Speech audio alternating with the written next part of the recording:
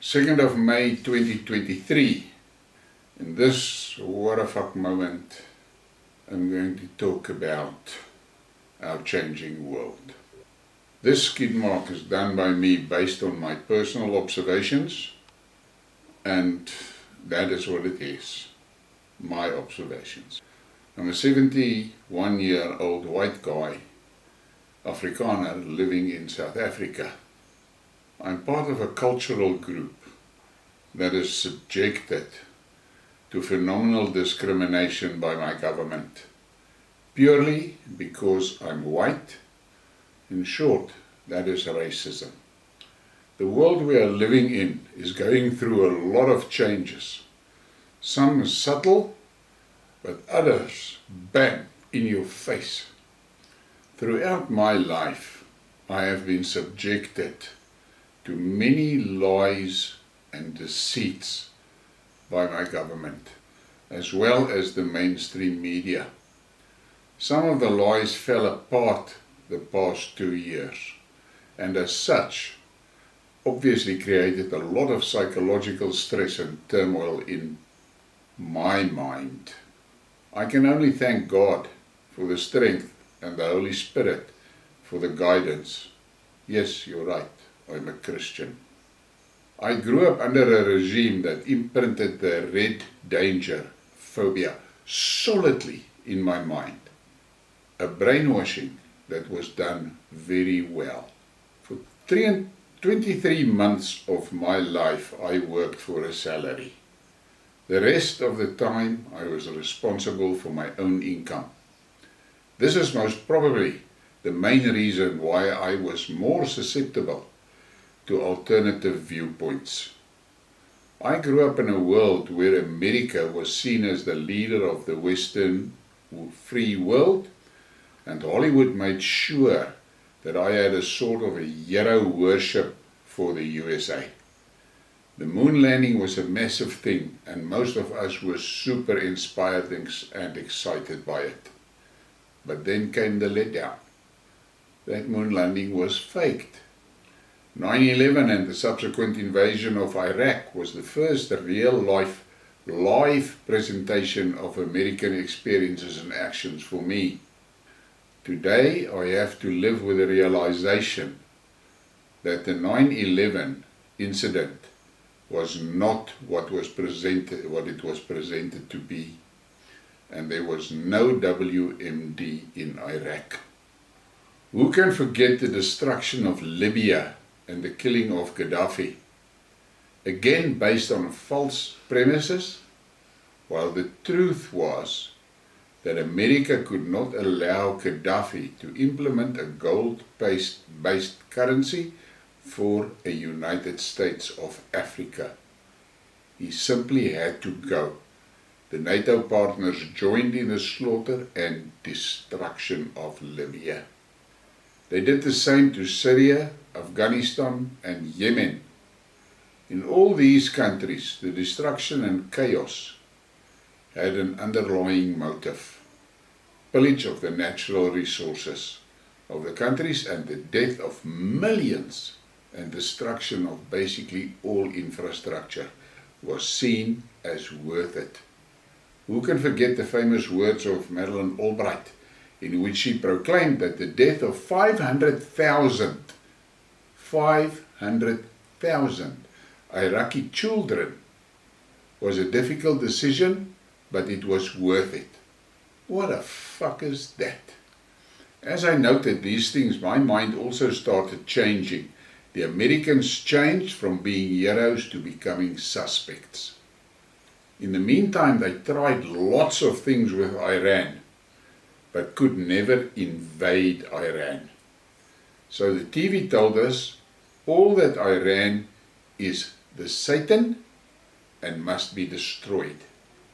They tried sanctions and they tried isolation, but the Iranians persevered, all the time working to grow their economy and be self-sufficient in arms production. Same thing happened here in South Africa, and the white regime built South Africa into a formidable adversary. That is why it had to be destroyed. Today, South Africa is a struggling, failed state with the West creaming the top.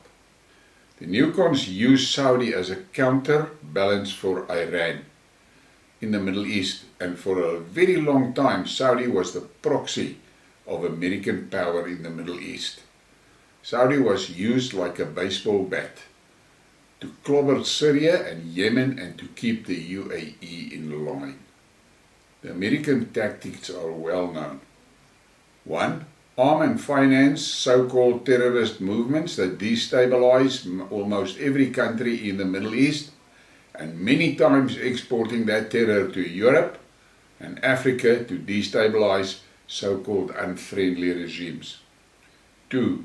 Use NGOs to stir massive protest in countries with unfriendly regimes. 3. Use sanctions to bankrupt unfriendly regimes. 4. Invade and bomb unfriendly regimes into oblivion. Any one of these 4, or a combination of it, that is what they use. That is their modus operandi. If you are capable of objective thinking, you will recognize that pattern all over the world. One or more of the tactics are always visible. Problem for the Western Empire started when the USSR collapsed. Now that may sound strange, but that is what it is. It started. That's where it started. True to their nature, they swooped into Russia and started plundering the resources with zero attention paid to the local population and ordinary Russians. Same as everywhere else. The indigenous people were not lives, merely a nuisance to avoid or to wipe out. Then came Putin, and things started going wrong for the globalists. I am not going to go into detail, but the short end. By 2015, the Rothschilds declared Putin as the biggest obstacle for their plans. Due to rules of the year, I cannot use the abbreviation that all are familiar with. In 2007, at the Munich Security Conference, Putin made a very important speech, and the West would have done well if they paid attention and listened. He warned NATO against eastward expansion, but the arrogant West did not pay attention. Truth is that at that time, Russia's military was actually a bit of a shamble. But Putin watched the responses and went back home with a clear message to the Russians. The West is going to attack us. Russia embarked on a massive rebuilding of its defense force and fired up many of the old Soviet military-industrial plants. The arrogant West did not pay attention and was lulled by the belief that Russia is merely a gas station with nukes. Big mistake. Meantime, America, and specifically some American politicians, were deeply entrenched in Ukraine, and in the totally corrupt environment, biolabs, human trafficking, organ harvesting, child abductions, and inhuman medical experiments were the source of billions of dollars. Ukraine became known as the money laundering of American taxpayers' dollars and cited by many publications as the most corrupt country in Europe. But the newcons had a bigger plan in mind. To them, Ukraine is the perfect platform, right on the Russian border and close to Moscow.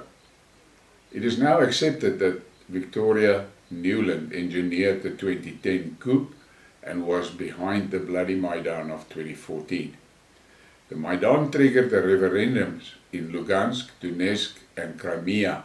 In Crimea, 97% of the people voted for integration into Russia, and the Russians obliged. I'm not going to discuss the technicalities about that referendums here. After 2014, the Ukraine started a war on the people of Donbass. They also cut the main water supply to Crimea. This was actually a crime against humanity, but why would the West pay any attention to that? Germany, France, and Russia started the Minsk Agreement talks, and it was finalized, but the West never implemented it. It is now proven that it was just a smokescreen to allow the West to arm and expand the Ukraine army. Putin was clearly misled, and he was furious when Merkel openly admitted that it was just a farce. After this Minsk deceit, the Russians will never trust the West again, and who can blame them? We now know that the plan was for Ukraine to invade the Donbass on March 2022, and they built their forces up for that. I suggest that you watch my video that I did, a letter of a Russian soldier to his mother. There is a lot of information there that is today very relevant. And you must remember that that letter was written in March 2022. Massive reinforcements were built, and that is now well known. Just look at what is going on in Bakhmut. In my opinion, the Ukraine war is the keystone that will lead to the collapse of NATO, EU, and easily trigger a civil war in America. Listen to what Mick Wallace says. Countries with over 80% of the world population refuse to buy into the war narrative of Russia or of the US and NATO. They call for peace. Sadly, many politicians in the EU who slavishly follow the diktat of the US empire still buy into the Bush line of you are either with us or against us. The current US administration sees the solution to all its problems in creating controllable points of tension around the world. This gives the Americans leverage over various countries through a strategy of intimidation. Obviously, this tool has failed in Ukraine, and now the US has no choice but to try to preserve its image. And there's a lot of truth in what he is saying there. Think about it. Ukraine is sucking in billions of dollars from the West and also devouring unbelievable volumes of weapons. The EU is economically in recession, financially bankrupt, and ordinary citizens are beginning to protest. I think revolt is not far away. In past few days it has become clear that the Eastern EU members are no longer so committed to the Destroy Russia mission, with the exception of Poland. In my mind, Poland is playing a very dangerous game. They must not think the Russians will fight with them with the same restraints that they are fighting in the Donbass. In the Donbass, the Russians try and avoid as much civilian deaths as possible because it's, after all, Russians. Once the fighting is out of the Donbass and moving to the central and western side of Ukraine, the picture will change dramatically. The Russians will smoke Poland without much care for the civilian casualties, just like the Americans do. But let's go on. While the fighting is going on in Ukraine, Russia and China is very active in the Middle East, and astonishing diplomatic achievements were reached. Saudi and Iran has made peace and re-established diplomatic relations. Take note, these are the two major forces in the Middle East. A number of prominent role players in the Middle East has now issued a joint statement in which they call for the US to withdraw its forces from Syria. The Arab states call for withdrawal of foreign forces from Syria. Egypt, Jordan and Iraq have joined Saudi Arabia in supporting Damascus, re-establishing control of all Syria. This is huge and a solid blow for the US. Look at this tweet. Bad boys, what you gonna do when they come for you? Arab states call for the immediate withdrawal of illegal occupying, thieving USA government in UK, EU foreign forces from all of Syria. That is huge. But look at this bunch of lies from Kirby. You should pay attention to what bunch of lies Kirby is dishing up to the American people. An ordinary reader of Telegram and Twitter will know it is bullshit, but yet the Biden administration peddles it as the truth. The Russian offensive on Bakhmut failed. The Russian Federation lost 100,000 killed and wounded in 5 months. John Kirby, coordinator of the US National Security Council. Kirby also added that the United States will soon provide Ukraine with additional package of military aid, and Kiev has already received almost everything asked for the counteroffensive. These types of lies is what is being fed to the American citizens. The US will do well to take note of what is happening in the Middle East, because they can find them in a pretty tight spot very easily. Another thing that is happening is that the sanctions against Russia did not only backfire and is butchering the EU economies. The so-called rest of the world took note of the brutal sanctions against Russia and the subsequent theft of Russian assets by the West. Listen to what Assad says. Giving up the dollar will lead to economic growth, Bashar Assad. The Syrian president said it was necessary to abandon the US dollar in favor of the Chinese yuan. It is necessary to put forward an initiative and a way to achieve development and economic cooperation. The liberation from the settlement in dollars becomes necessary. The BRICS countries are capable of playing a key role in this area, in addition to the choice of the Chinese yuan for trade settlements between countries. Earlier, Vladimir Putin said that the Chinese yuan could become the best analog for abandoning the dollar. That is serious for America, very serious. There is a very strong move away from trade in dollars and dumping of US securities. Economists are now beginning to take note of it. But the hilarious part is that Marco Rubio is more concerned about losing the ability to sanction countries than by the reality that the dollar may totally collapse.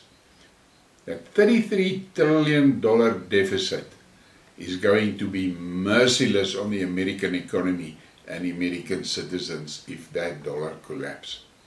Then there is this tweet, quite disturbing for the EU, I would say. There will be a lot of infighting in NATO after the defeat in Ukraine. France, Hungary and Turkey would be the first to leave NATO. Will be infighting in the US too. After the collapse of the dollar domination and other economic crisis, the US won't be able to afford $1 trillion a year on military. That is something to think. Now the next slide I'm going to show you is another indication of what we have to deal with in this false informative narrative. Look at those pictures there. And then look at the tweet that was done on that black one. A Russian from Western Siberia who volunteered to fight in Bakhmut and elsewhere before being badly wounded says his unit suffered huge casualties, his documents were lost, his salary was stolen and he was dismissed from the army without explanation while in hospital. And then on the next one he says, we are like matches for commanders. One burned down, take the other. Now, that was published by Ukrainian groups on Telegram. And then this came out, where I took this image from. Retarded Ukraine flag in bio posters are sharing this obviously fake story that uses an AI-generated image in mid-journey.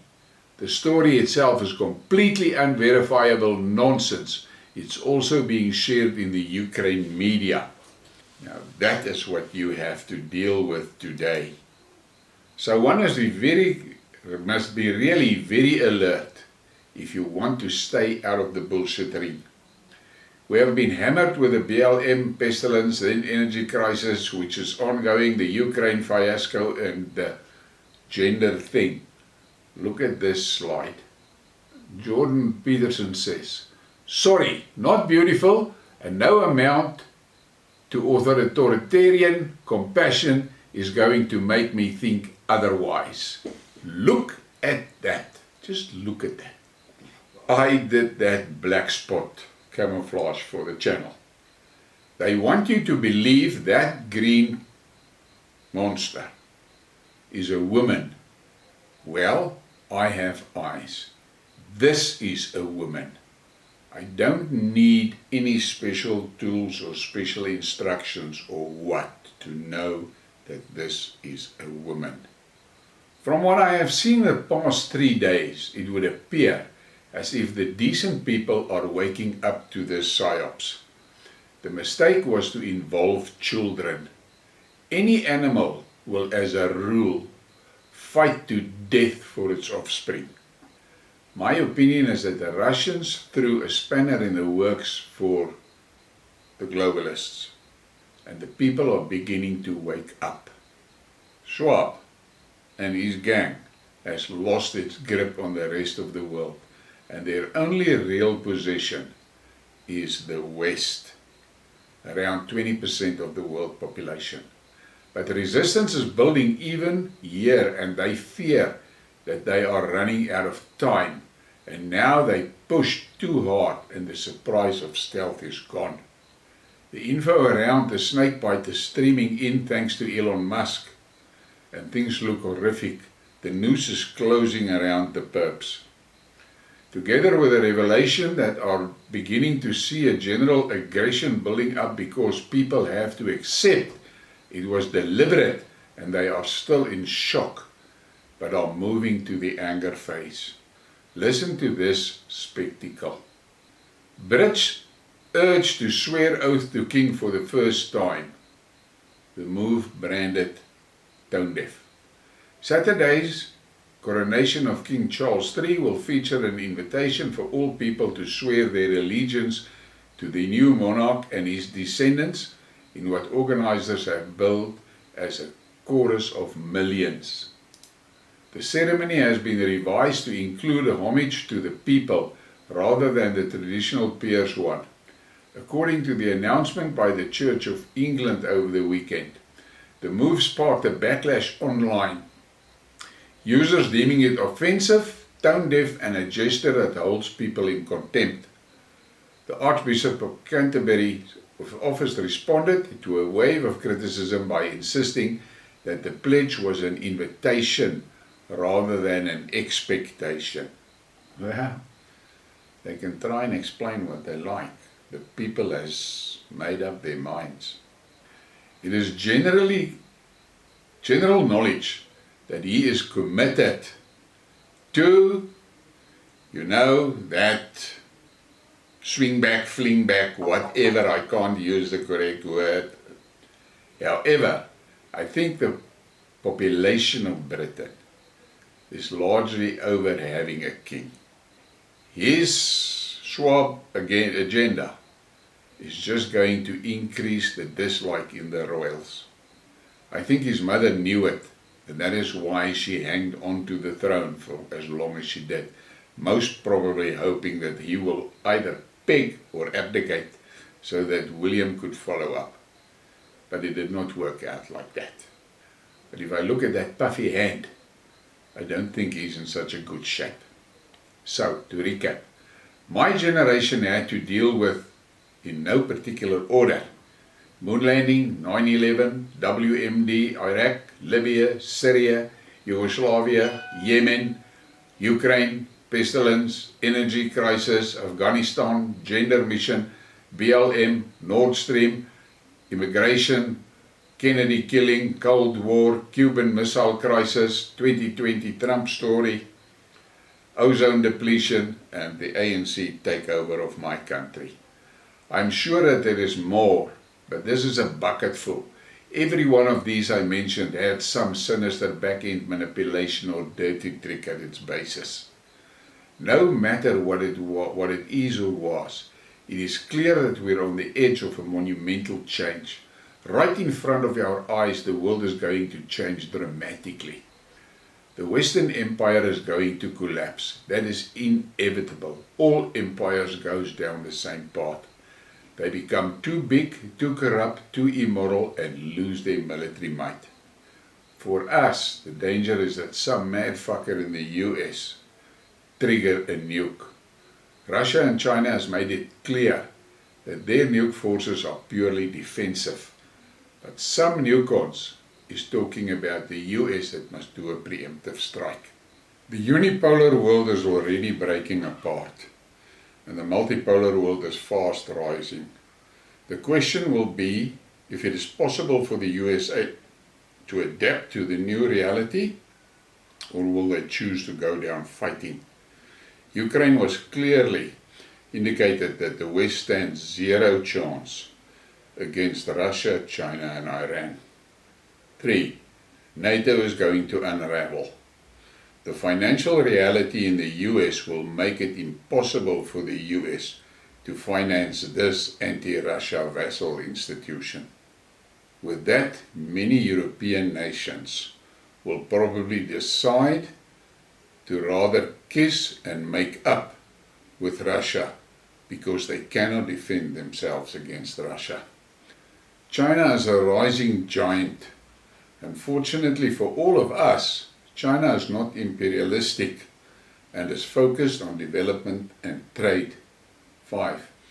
Germany has basically been deindustrialized by the sanctions and will not recover easily. That will kill the EU financially. 6. The internal tensions in America between conservatives and liberals has reached breaking point, and the chasm cannot be bridged. So I foresee a break in the USA. How small and how many pieces will depend on the people. That will be the deathbed of the globalists, because their dream is one government, one military and total control over all resources. With EU and USA shattering, the dream is gone. I have a feeling the same will happen in Canada.